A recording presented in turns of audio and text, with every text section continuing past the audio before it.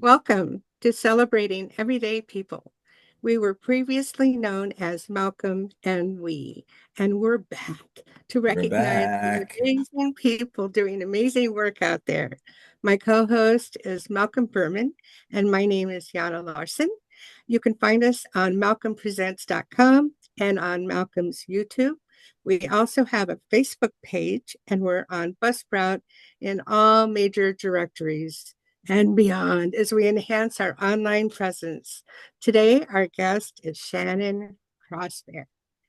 Great grandmother Shannon CrossBear articulates her purpose as to demonstrate and promote gentle healing. She expresses her commitment to healing through her work in the world. Her own community and family history propelled her to develop leadership in order to address disparities that have led to poor outcomes for friends and relatives. Shannon's work has included facilitating and consulting with the National Indian Child Welfare Association, the Federation of Families for Children's Mental Health at Georgetown University, the National Child Traumatic Stress Network, and the Surgeon General's Conference on Children's Mental Health. She has worked with both tribal and non-tribal communities throughout North America and Canada, providing technical assistance to systems of care, utilizing traditional interventions, and promoting culturally congruent and trauma-informed practices. Welcome, Shannon. It's great to see you again. Great to see you, Yana. And I'm sure that everything that I mentioned that you're involved with is not everything, but before we started our show, you were talking about some other places that you were working with that I hadn't heard you say before. And you are with We the World for their 11 Days of Global Unity coming up this month, September 11th to the 21st. So you're busy. I am. But I always have time for a good conversation. Yeah, Well, that's what this is all about. yeah. And Welcome back. You were in a previous show. Yeah, I'm glad to be here. Glad to see you, Malcolm. Yeah, same here. Now, starting out, the 11 days of global unity. Do you want to explain what that is? Sure. An organization called We the World, which was started in what year was it? Do you remember, Yana? 1998.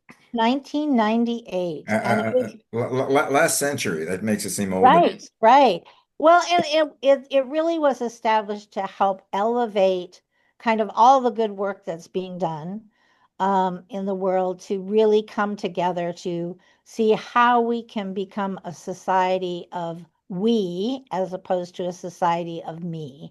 And so it's elevating all these movements that are and good work that's being done around that so that we can really synergize and do what the individual cannot but to come together. And so it every year they have 11 days of global unity, which is a focus. These um these 11 themes are the themes that people came up with that feel like they could help us get to that place of unity. And those themes and the activities around those themes are happening all year round.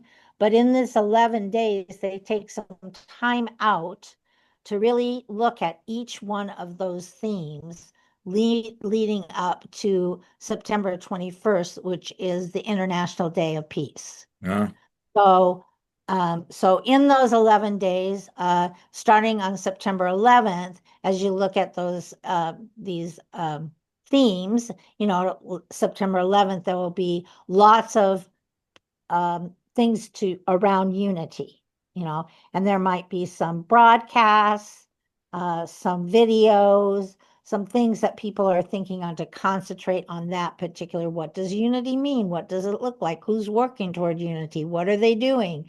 And each one of those themes. And so the theme that I've been kind of heading for a number of years is around interdependence. And really helping people to understand we are a global world. We are not individual countries. Everything that happens here affects everything else that happens elsewhere, vice versa. Um, what we do to the earth, we do to ourselves. So just helping people to kind of become aware and really embrace what does it mean to be interdependent and how should we then address our interdependence. And that can be a very abstract kind of idea, like what does that mean exactly? And so from your background, being a Native American is perfect because the Native people did think about living in community with the land and other peoples. And so it's not just about me, me, me. It's about us and how can we all survive. I mean, in the perfect world. Right. So, I like the philosophy that we don't own the land. We tend to the land. We take care of it. Well, and I think it goes even deeper than that. So in our language, in the language, we also often greet each other as relatives, but we don't mean that in the same sense that maybe a Western concept of relative might mean, which is simply talking about other human beings of which you have that relationship.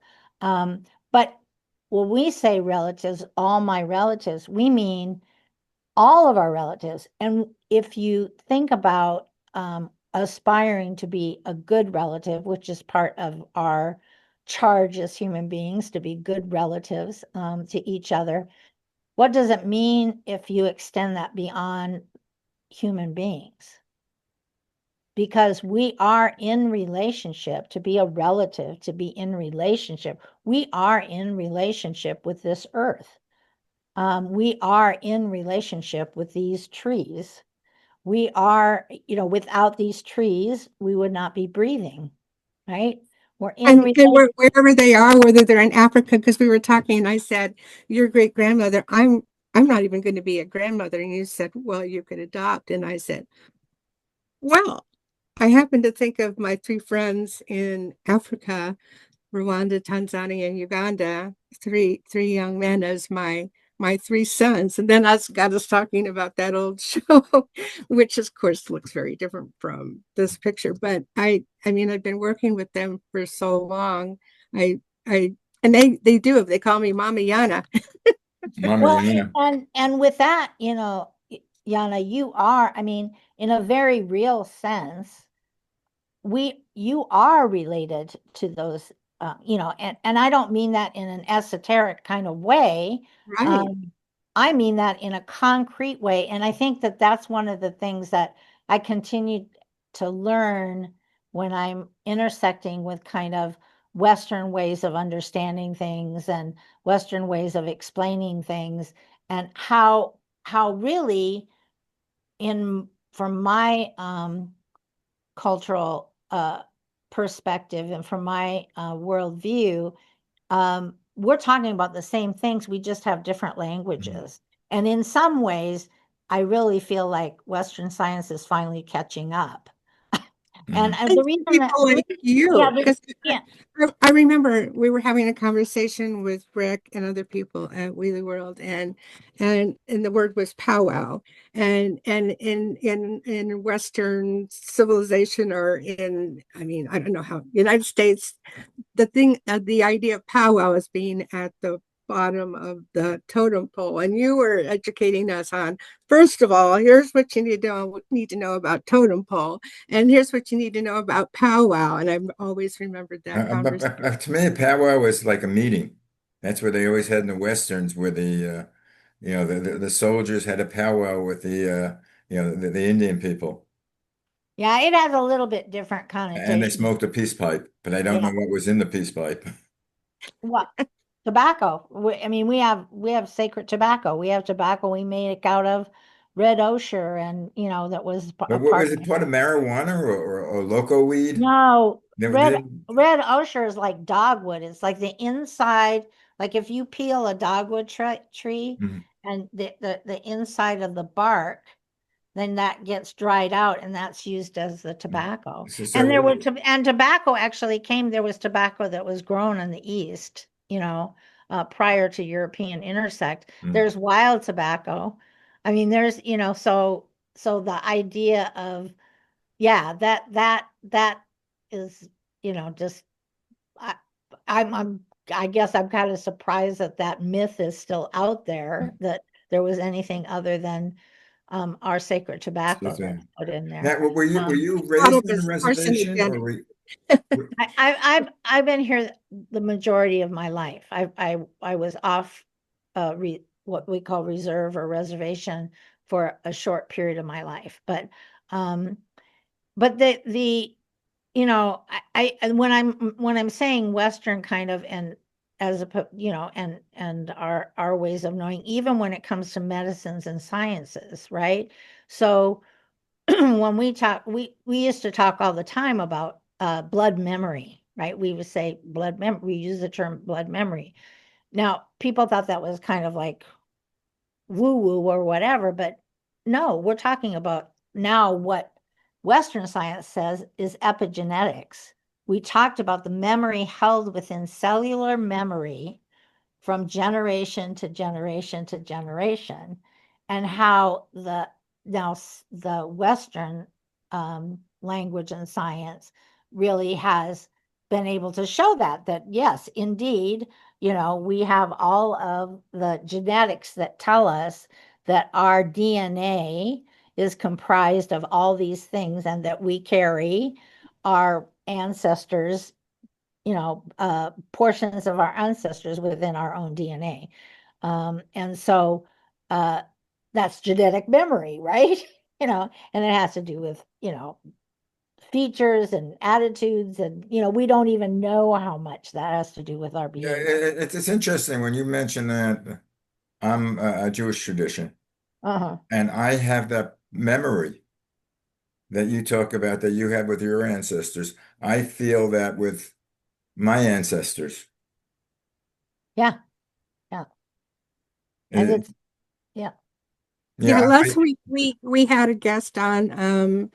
She's a Ukrainian refugee living in Prague and doing tours and bringing to light the real Ukrainian stories. And Malcolm was mentioning that he's 99% whatever 99.8% Eastern European Jew. I'm Mhm. 50%, but he was feeling like he must have come from from Ukraine, Poland, Russia, Yeah, all I those mean, over the years, all of those borders were intermingled.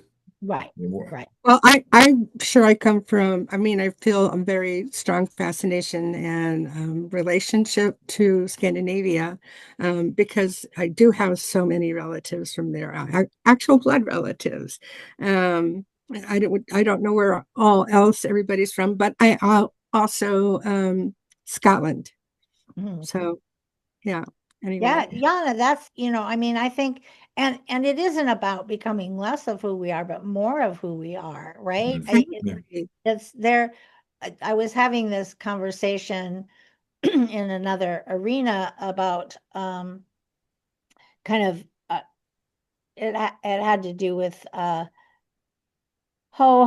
variety of different things, but one of the things that we talked about was really how everybody was indigenous. Like, whether you're indigenous to a land, to a place, everybody at some point in time in your history were indigenous to a Exactly. particular land in a particular place. And so what does that mean? Um, and how do we tap into it? So in that indigenous state was a strong connection to the land, regardless of whether whether it was Celtic or, or some other Druid, or, whatever it was. Every peoples had a time where they were indigenous, whether it was the desert dwellers to a land. Right. And We didn't all have electric further, blenders back then or whatever. further away that they got from that, exactly. The um there was something lost Yes, and some kind of disconnect. And in on Turtle Island, which we refer to as, kind of this continent, the continent of the Americas, um, on on this continent, even more so because people very consciously left the oppression that they were experiencing in Europe, to come here or wherever they were at to come here for of freedom. And so many of them did not bring that knowledge from their home countries, from their connections. So they even were even further disconnected. right. And so that Effect. left us in a place where the encouragement, I think, needs to be, how do we get people back to their connection? It doesn't mean that you move back to a different land that you've never been in, Right. but what here can speak to you, or how do you reestablish relationship? And in some communities, that really is kept alive. Well, in Cleveland, which I live near to, there's a very strong, like in New York City, there's the Italian neighborhoods and the Slavic neighborhoods, and it's really recognized. So instead of this melting pot of traditions, it's more like, from all my sociology, it's more like a chopped salad, a tossed salad. Here are the tomatoes, here are the onions, here are the olives, and together they make a delicious salad.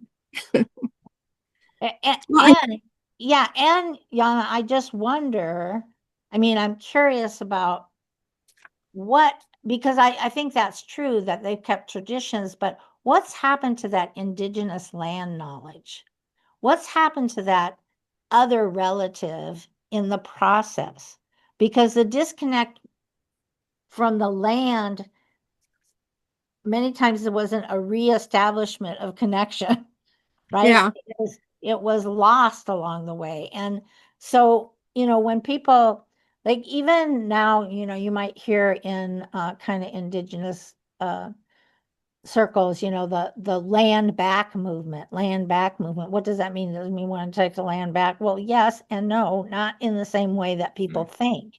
It's about, we have to get to the point where we understand land is our relative, right? Right. It's not. and it's part of our planet, which needs some nurturing. Well, how do you teach people to be proud of their indigenous backgrounds, wherever that is, but yet work as a whole as humanity, and keep the earth as I don't know if it's a project, but we all inherit the Interdependence. earth. That's the answer. Interdependence. Yeah, well, from every tribal tradition that I've gotten to intersect with, not just the Ojibwe, but other tribes as well.